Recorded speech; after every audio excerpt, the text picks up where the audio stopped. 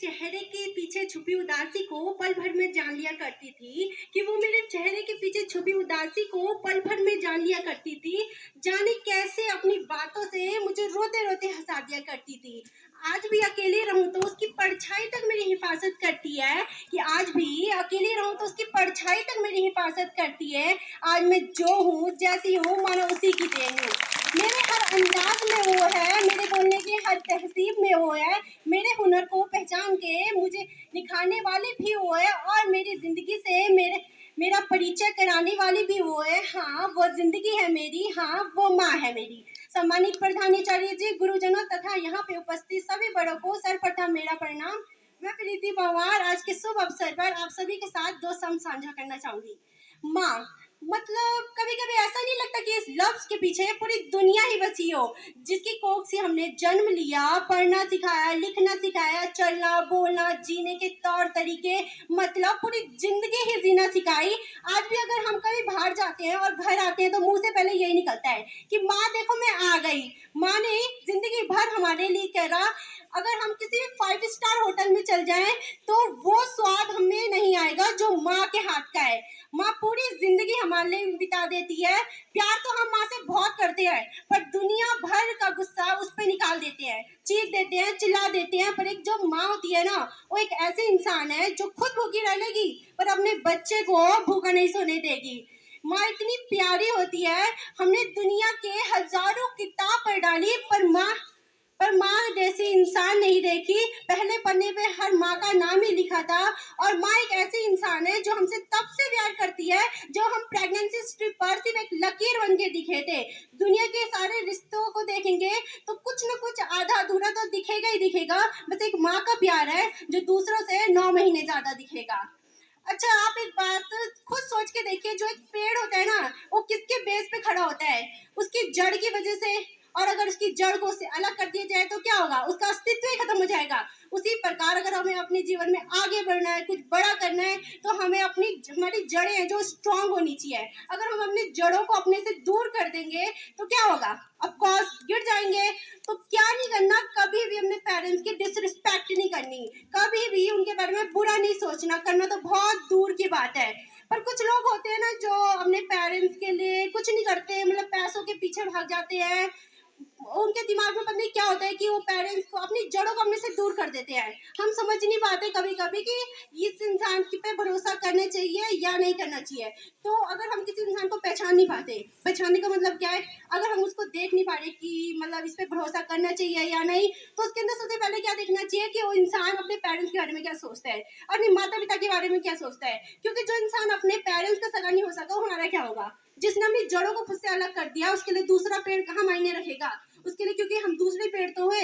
पर एक बात हमेशा ध्यान रखिए, दुनिया में रुलाने वाले बहुत मिलेंगे, हंसाने वाले भी बहुत मिलेंगे, पर जो रुला के मना ले उसे पापा कहते हैं, और जो रुला के खुद रो पड़े उसे मम्मी कहते हैं। पेड़ अपना फल खुद नहीं खा सकता, इसलिए वो हमें दे देता है, पर अपना पेट खाली रख के जो हमारा पेट भरे उसे माँ कहते हैं। आज मैं अपनी मम्मी की एक छोटी सी स्टोरी आपके साथ शेयर करना चाहूंगी, क्योंकि अगर यहाँ आई हो तो अपनी मम्मी के बारे में ना बोलूं। एक बार क्या हुआ कि मेरे पापा ने मेरे भाई को डांट दिया। सबके पेरेंट्स डांटते हैं, मेरे पापा ने भी डांट दिया। तो भाई चले गया गुस्सा हो गया कि मैं नहीं खा रहा खाना, ये बोल के चले गया। मम्मी रोटी बना रही थी और मैं बैठी हुई थी मम्मी के साथ। तो मम्मी की आंखों से ना आंसू आ रहे थे, और मैं पागल समझ ही नहीं पाई और पूछ बैठी, मम्मी आपकी आंखों से आंसू क्यों आ रहे हैं? तो माँ ने पता क्या कहा कि बेटा धुआं इतना हो रहा है कि आंखों से आंसू आ रहे हैं।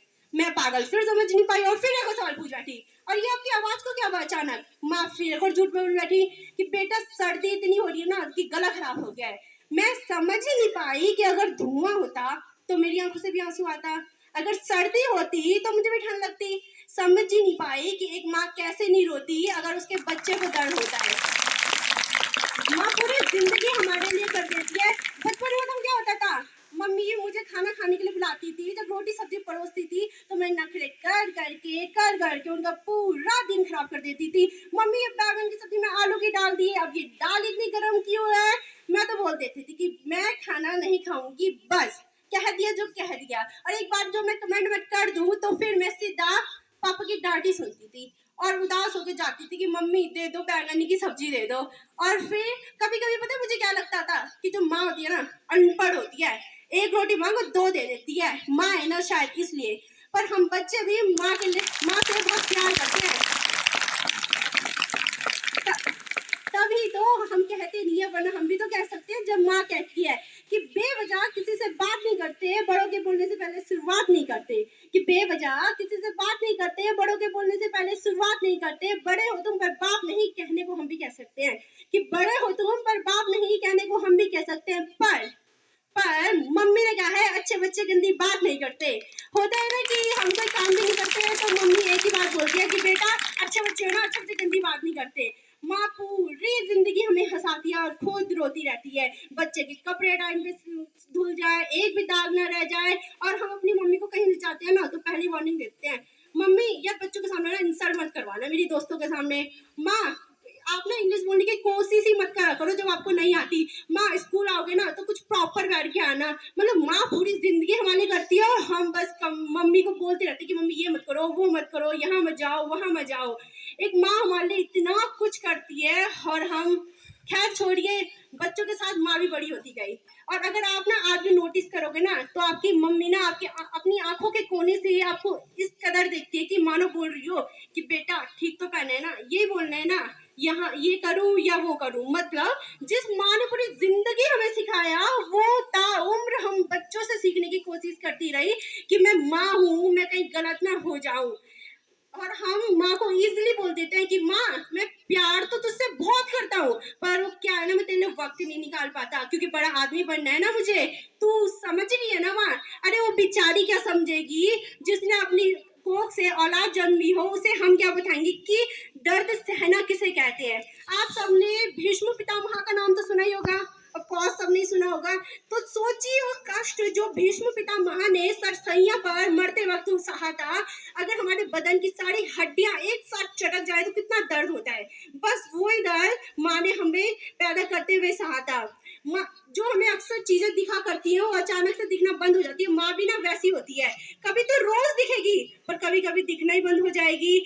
आप सब में से कितने लोग ऐसे हैं जिन्होंने लास्ट टाइम अपनी माँ को आंखें भर के देखा था, कब उसकी साड़ी या सूट की तारीफ की थी, कब उसकी चूड़ियों का रंग नोटिस करा था, या कब उसकी नेल पॉलिश पर अपनी विशेष टिप्पणियां दी थी। आप में से कौन है ऐसा जिसने कहा था कि माँ आज जच रही है, बहुत प्यारी लग रही हो? कोई भी नहीं होगा, आई थिंक कोई भी नहीं होगा, राइट। और माँ पूरी जिंदगी हमारे लिए करती है। आप लोग क्या सोचते हो कि माँ को सिर्फ हमारी स्वेटर बुनना, हमारा कमरा सजाना अच्छा लगता है? यार माँ भी कभी ना एक दोस्त लड़की थी और दुनिया की हर लड़की की तरह उसे भी अपनी तारीफ सुनना पसंद था। तो अंत में ज्यादा ना कहते हुए, क्योंकि अगर माँ के बारे में पूरा दिन भी बोलूंगी ना तो शायद कम होगा, तो बस इतना ही कहूंगी कि उसकी नाम में ना है मेरी, उसकी हाँ में हाँ है, कि उसकी नाम में ना है मेरी, उसकी हाँ में हाँ है, जो मेरे दुखों को अपने सर पे ले ले, वो और कोई नहीं, मेरी माँ है। माँ तू नहीं तो कुछ नहीं, कि माँ तू नहीं तो कुछ नहीं, तुझसे शुरू हर एक बात है। और माँ मैं तेरे तो पूरी दुनिया से लड़ जाऊंगी अगर माँ तू मेरे साथ है। Thank you so much.